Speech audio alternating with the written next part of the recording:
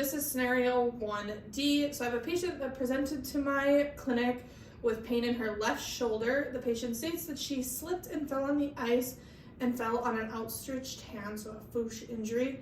They came into my office because they stated they already had an appointment and thought that I could just check them over.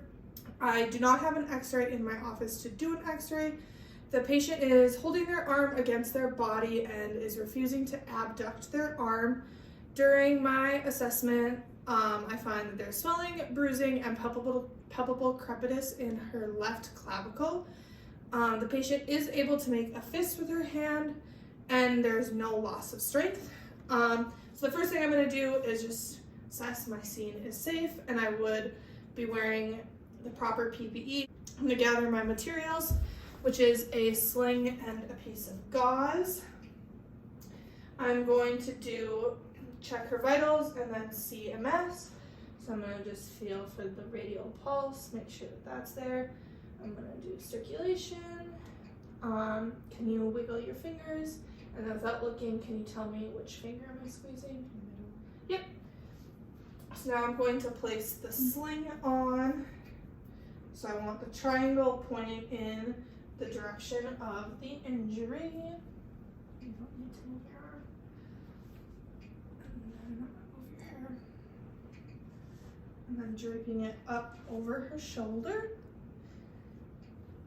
I'm gonna bring it up, tie it behind her head.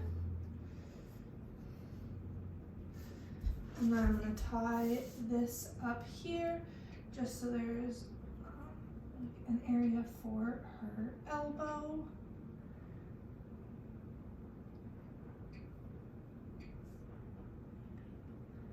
And then I'm going to take the gauze and wrap the gauze just around her body.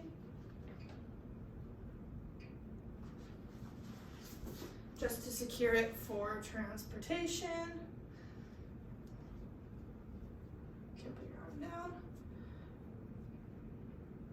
And then the last thing I'm going to do is again check for vitals and CMS.